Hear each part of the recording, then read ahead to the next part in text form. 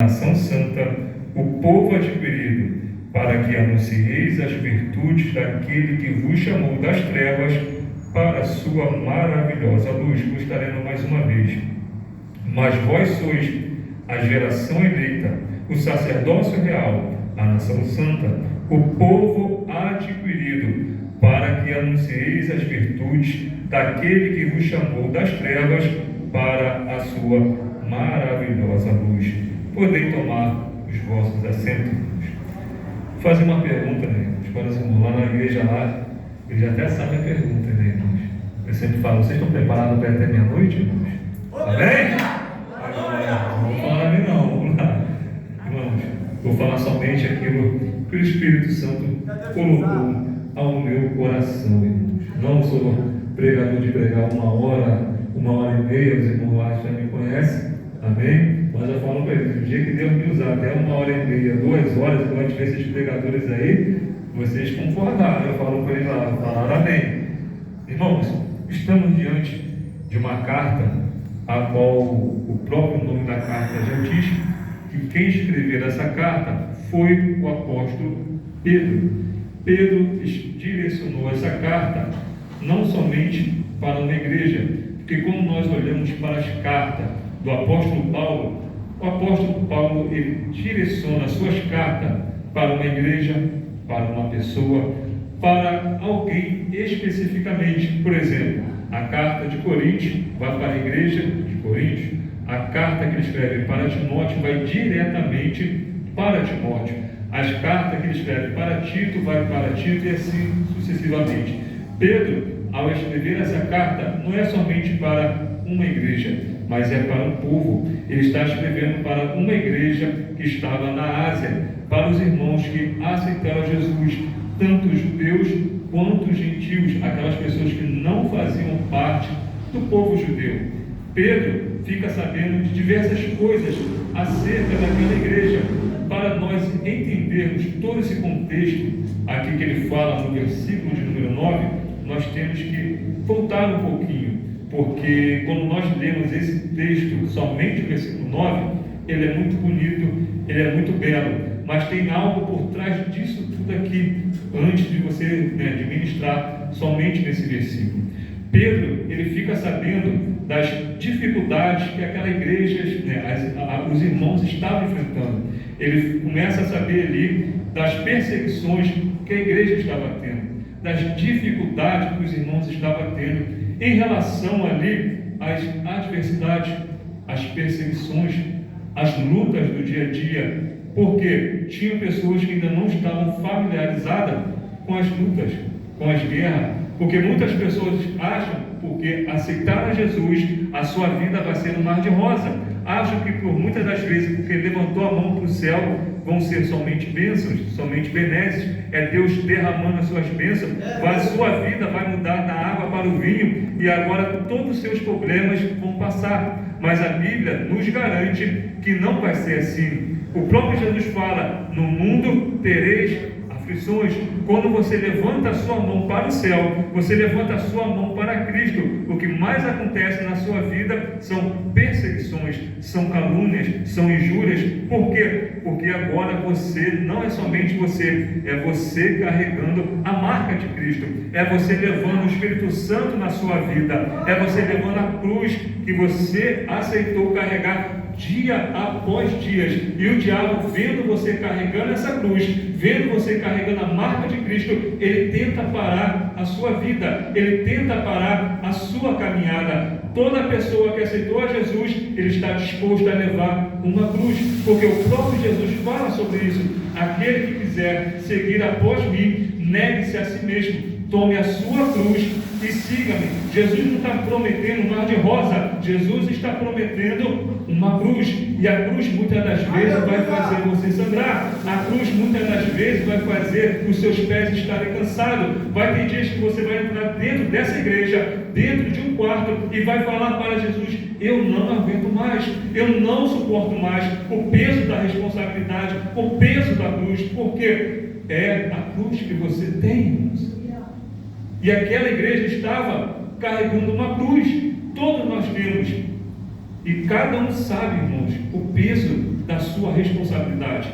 Cada um sabe o peso do seu chamado. Cada um sabe até onde a cruz vai apertando. E tem certos momentos que a cruz ela vai causar marcas, ela vai causar ferida, e você vai ter que caminhar com ela no sol, na chuva, diante da dificuldade, diante da luta, e você está caminhando, e você não pode parar. O que Pedro está inserindo naquela igreja isso faz parte da vida cristã, isso faz parte do cotidiano. Não adianta você fugir, porque isso vai te perseguir, irmãos. É a cruz do dia a dia. Só que, o que Pedro está principalmente alertando aquela igreja? Quando nós olhamos para o capítulo 1, versículo de número 4, Paulo está falando para aquela igreja: olha, tem uma herança, só que essa herança, ela é incorruptível. Essa herança, você não pode tocá-la agora. Essa herança, você só vai recebê-la lá no céu. Enquanto você está trabalhando, Deus vai garantir o seu galardão. Enquanto você vai trabalhando para o Senhor em meio à dificuldade, você vai estar garantindo o seu galardão lá no céu. Se você esperar em Deus somente nessa vida, como foi falado aqui, você será o mais miserável. Mas a nossa herança, o nosso galardão, não é nessa terra, é lá no céu. Não adianta você esperar adiar. Não adianta você esperar de ver, porque não vai ter dias que você não vai contar com ninguém. Vai ser só você e Deus. Então não adianta ficar esperando por coisas terrenas nessa terra, que não vai acontecer. A nossa herança é lá no céu. Nós muitas das vezes trabalhamos para o patrão, e muitas das vezes nós sofremos injúrias, muitas das vezes nós sofremos injustiça. Você trabalha, e muitas das vezes quem é levado a outro cargo é outra pessoa, e você sofre com essa injustiça. Mas com Deus não é assim. Ele está falando: Deus, ele não é um Deus injusto. Quanto mais você trabalha, mais Deus vai te abençoar. Quanto mais você trabalha no reino, quanto mais perseguido você é, mais galardão você terá. Mas não adianta esperar nessa terra, porque a nossa recompensa é no céu.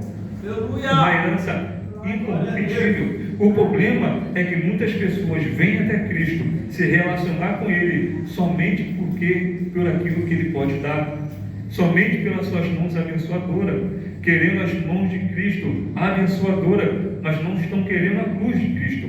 Estão querendo muitas das vezes a glória de Cristo, mas não querem a cruz de Cristo. Estão querendo muitas das vezes estar ali somente com as bênçãos de Cristo, mas não querem caminhar com Cristo.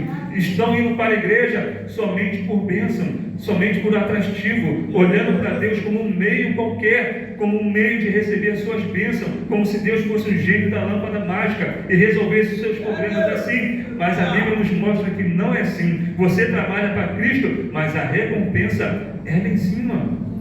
Não adianta eu olhar para Cristo, falar de Cristo, mas esperar somente nessa terra, irmãos. Olha para a vida de Paulo. Paulo fala para a igreja ali de Gálatas, fala para aquela igreja: trago no meu corpo as marcas de Cristo. Porque Paulo sofreu pelo amor do Evangelho. Paulo não esperava nada nessa terra. O problema é que muitas pessoas esperam ser reconhecidos, esperam vir até Cristo somente para ter status, somente para ter bênçãos, somente para ter alguma posição perante a sociedade. Mas aquele que decidiu seguir a Cristo, ele tem uma cruz para caminhar todos os dias, irmãos. E aquela igreja estava passando por essas dificuldades. Aquela igreja estava passando por momentos difíceis, mas Pedro vai falar para aquela igreja: mas se fazendo bem sois afligidos e sofreis, isso é agradável a Deus. Ou seja, por quê? Porque se você faz a obra de Deus, se você caminha com Deus, se você tem Deus na sua vida e as pessoas estão te perseguindo, isso significa que você está fazendo a obra de Deus. Porque o dia que você estiver na sua caminhada e estiver tudo tranquilo, o diabo não se levanta, as pessoas não se levantam, algo está errado na sua vida. Porque aquele que tem o Espírito Santo na sua vida, o diabo ele se incomoda. O diabo ele se incomoda. As pessoas se incomodam, porque olham para a sua vida e olham, vejam o brilho do Espírito Santo na vida. Eles se incomodam, irmãos, porque as trevas e as luzes não se dão. O diabo, ele vai tentar parar a sua caminhada de todos os jeitos, você querendo ou não, irmãos. Mas é o preço da responsabilidade, é o preço da cruz. E aquela igreja estava passando por isso. Você tem que ir para o joelho, você tem que ir para a oração, você tem que ir para o jejum, você tem que clamar, você tem que buscar, porque não adianta você recorrer às autoridades locais que não vão resolver a sua situação. Não adianta, irmãos. Então Pedro está falando para aquela igreja, está falando para aquele povo: olha, vocês estão sofrendo, vocês estão tendo perseguição, mas tem que se manter firmes, irmãos. Devemos nos manter firmes diante das adversidades, diante da luta, diante da perseguição, porque a nossa herança não é terrena, a nossa herança é lá no céu. E agora ele fala para aquela igreja no versículo 7 do capítulo 1, que a prova da vossa fé é como ouro precioso, falando como se estivesse falando com eles: vocês estão sendo provados no fogo, vocês estão sendo provados diante das adversidades, mas aquele que se mantém firme até o fim recebe a coroa da vida eterna. Aquele que é fiel até o fim recebe a coroa da vida eterna, irmãos, porque é somente no final. Não adianta eu ser provado hoje, ficar firme hoje e amanhã eu não estar mais firme. Não adianta eu estar firme hoje e passar a semana inteira sem ter a Cristo na minha vida. Não adianta eu glorificar a Deus somente nessa noite e amanhã eu me esquecer de tudo que Ele falou aqui. Não adianta eu querer me relacionar com Deus somente hoje, sentir a sua presença e amanhã eu entregar a minha vida para o diabo. Não, eu tenho que ter um relacionamento sincero e vai ser provado como fogo, um ouro dentro do fogo. E você só vai saber que vai ser aprovado quando você passa por tudo isso, irmãos. Quando você passa por todas as provações, quando você passa por todas as lutas. É isso que Pedro está inserindo naquela igreja. É como se ele estivesse falando: vocês não podem parar, vocês não podem ficar desanimados, vocês não podem olhar somente para as adversidades, como foi falado aqui. Elevo os meus olhos para o monte, de onde me virá o socorro? O meu socorro vem do Senhor. Não adianta eu olhar para A, não adianta eu olhar para B. O meu socorro não vem de condições humanas. O meu socorro não vai vir do meu amigo. O meu socorro vai vir do Senhor, que fez os céus, que fez a terra. Ele não dorme, Ele não falha, irmãos. Ele olha para a sua vida e cuida de você. Então não adianta eu esperar ajuda terrena, que muitas das vezes você não vai ter. Muitas das vezes nós nos decepcionamos com as pessoas porque nós esperamos dela em meio às adversidades, nós esperamos dela em meio às lutas, e quando ela vira a cara para nós, nós olhamos para Deus e queremos muitas das vezes nos questionar. Mas a vida cristã, ela é assim. Muitas das vezes é você sozinho, dentro de um quarto, chorando, gemendo a Deus, com lágrimas, e tendo que suportar, irmãos. A vida do cristão, ela é assim. A nossa caminhada é assim. Então Pedro está inserindo naquela igreja o caráter de uma igreja de Deus, falando para eles: olha, não se preocupe com as adversidades, não se preocupe com tudo isso, porque isso um dia vai passar, um dia tudo isso terá fim, mas aquele que permanecer fiel até o fim vai herdar a vida eterna. E Pedro está falando isso com aquela igreja, irmão, está falando isso com aquela igreja, que eles não podem parar, e Pedro vai continuando. E o que me chama a atenção, irmãos, é que Pedro agora, lá no capítulo de número 1, versículo de número 18, fala para eles: sabendo que não foi com coisas corruptíveis, como prata, como ouro, que foste resgatado da vossa vã maneira de viver, como que recebeste por tradição dos vossos pais.